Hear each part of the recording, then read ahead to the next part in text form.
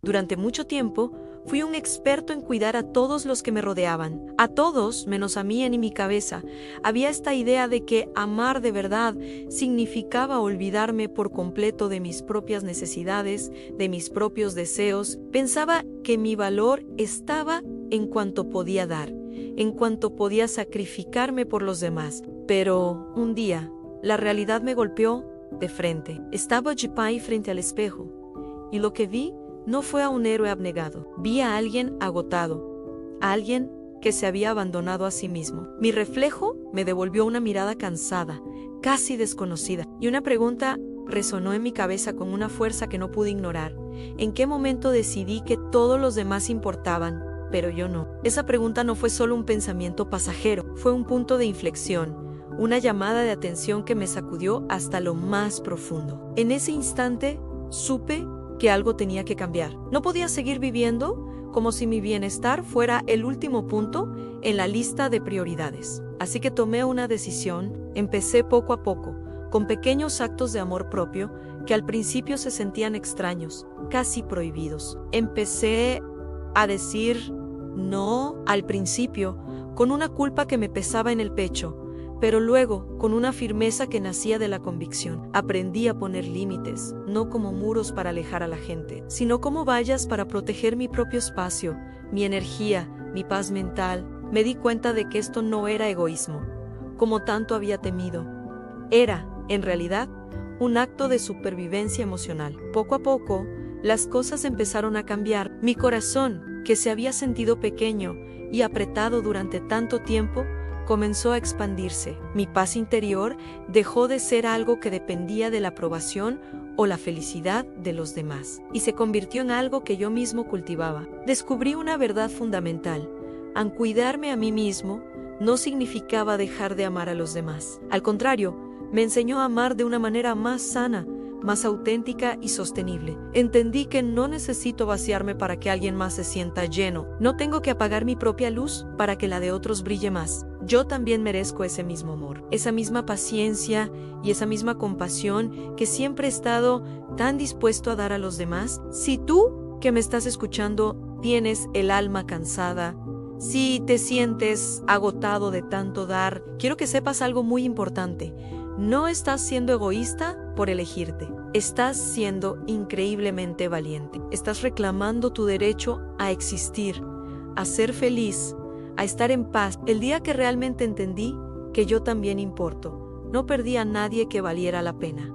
Al contrario, me encontré a mí mismo. Y ese, sin duda, ha sido el reencuentro más importante de mi vida. Gracias por acompañarme en esta reflexión. Si este mensaje te ha resonado, no olvides suscribirte para más contenido como este. Nos vemos en el próximo video. Nadie lo sabía, pero yo cargaba una herida que no sangraba.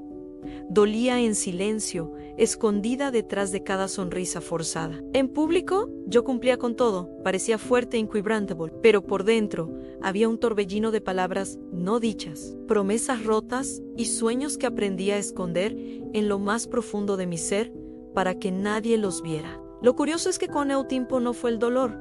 Lo que más me cansó fue el peso de fingir que no existía. Fue el agotamiento de construir un muro cada mañana para que nadie notara las grietas. Hasta que un día me miré al espejo y por primera vez no vi mi reflejo. Vi mi cansancio acumulado.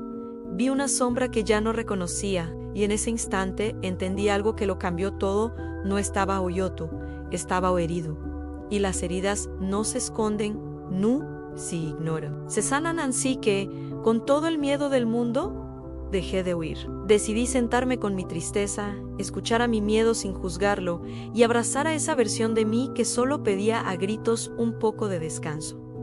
No voy a mentir, no fue fácil. Sanar nunca lo es. Hubo noches de lágrimas incontrolables y mañanas donde el simple acto de respirar ya se sentía como un logro monumental. Pero poco a poco, entre la tormenta, empezó a llegar la claridad. Entendí que esa herida no había llegado para destruirme, sino para enseñarme que partes de mí necesitaban amor y no más exigencias. Aprendí a hablarme bonito, a perdonarme, a soltar las cargas de lo que no podía controlar y sobre todo, a decir no sin sentir una pizca de culpa. Y casi sin darme cuenta, Lo que antes era un dolor punzante, empezó a transformarse. Esa herida se convirtió en una especie de faro interior, porque cada cicatriz que llevamos es una prueba irrefutable de que sobrevivimos, de que fuimos más fuertes que aquello que intentó quebrarnos. Hoy no agradezco lo que me hirió, eso sería injusto, pero sí agradezco profundamente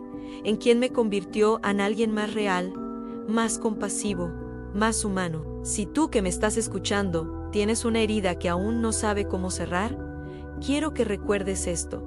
A no todo lo que duele vino a romper. Algunas cosas, las más difíciles, llegaron para despertarte, porque a veces la luz más hermosa y brillante nace de la herida que un día, con valentía, decidiste sanar. Y así fue como mi herida se convirtió en mi luz. Gracias por escucharme. Si este mensaje te sirvió, compártelo con alguien que lo necesite y no olvides suscribirte. Nos vemos pronto. Don Mateo había trabajado toda su vida con las manos. No sabía de teléfonos modernos ni de palabras grandes, pero sabía sembrar, reparar, escuchar. Sus pasos eran lentos ahora, y su espalda ya no se enderezaba del todo, pero su corazón seguía siendo fuerte. Su hijo Andrés vivía apurado, cansado, frustrado por no lograr lo que soñaba. Una noche, después de una discusión, las palabras salieron como piedras. No entiendes nada. Ya estás viejo. No sirves para nada. En el silencio cayó pesado. Don Mateo no respondió. Solo bajó la mirada y siguió lavando su taza, como si esas palabras dolieran menos al caer en agua. Esa noche, Andrés durmió inquieto. Al día siguiente, sin decir nada, don Mateo salió temprano. Fue al taller comunitario donde jóvenes sin recursos aprendían oficios, reparó herramientas viejas, enseñó a soldar a uno, a sembrar a otro, y escuchó a un tercero que solo necesitaba ser escuchado. Luego fue al hospital a visitar a un vecino olvidado. Más tarde, arregló la bicicleta de un niño que no podía ir a la escuela. Nadie aplaudió, a nadie grabó, nadie lo publicó, pero algo empezó a moverse. El joven que aprendió a soldar consiguió trabajo. El niño llegó puntual a clases. El vecino sonrió después de semanas. Una madre lloró agradecida por unas manos que arreglaron lo que ella no podía pagar. Esa tarde Andrés escuchó a la gente hablar de su padre. Ese hombre salvó mi semana. Ese señor me devolvió la esperanza. Ese abuelo cambió mi día. Andrés sintió un nudo en la garganta. Cuando llegó a casa, encontró a don Mateo regando sus plantas. Papá, dijo, con la voz quebrada en perdón, ayer dije algo que no sentía. Don Mateo sonrió. Las palabras pesan, pero los actos pesan más. Entonces Andrés entendió.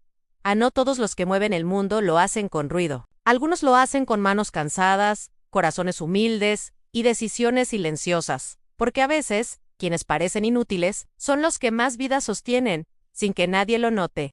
Había una vez un hombre llamado Mateo, que sentía que Dios se había vuelto un susurro lejano en su vida. Antes oraba con fervor, pero ahora solo repetía palabras sin sentirlas. Cansado, confundido, decidió dejar de buscar, porque pensó que quizá ya no valía la pena. Una tarde lluviosa, caminando sin rumbo por la ciudad, entró a un pequeño taller escondido entre calles viejas. Un letrero decía en reparación de calzado, lo que aún sirve merece otra oportunidad dentro. Un anciano remendaba unos zapatos gastados, rotos por los costados, pero sostenidos con cuidado entre sus manos, como si fueran algo valioso. Mateo lo miró con curiosidad.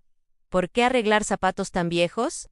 Sería más fácil tirarlos. El anciano sonrió sin levantar la vista, porque alguien caminó su historia dentro de ellos, y mientras puedan sostener un paso más, todavía tienen propósito. Esas palabras se quedaron flotando en el aire. Durante los días siguientes, Mateo regresó sin saber por qué. Observaba cómo el anciano escuchaba a cada cliente con paciencia, cómo devolvía zapatos no solo reparados, sino dignificados. A una mujer que no podía pagarle, le dijo, caminar sin vergüenza también es una bendición. Un día, Mateo se atrevió a preguntar, ¿dónde aprendió a trabajar así? El anciano levantó los ojos, linos tipos. No lo aprendí, lo entendí. Dios me encontró cuando yo estaba roto, igual que estos zapatos. Desde entonces, solo intento hacer por otros lo que él hizo conmigo. Mateo sintió algo abrirse en su pecho. Esa noche, al llegar a casa, miró sus propios zapatos gastados junto a la puerta, y por primera vez en mucho tiempo, oró sin palabras. No pidió nada, solo agradeció. Entonces comprendió. Dios no siempre se encuentra en templos grandes o cielos abiertos. A veces se esconde en talleres pequeños, en manos que reparan, en corazones que no desechan lo que otros llaman inútil. Porque Dios ama restaurar lo que el mundo rompe, y muchas veces nos espera justo donde creímos que no valíamos nada.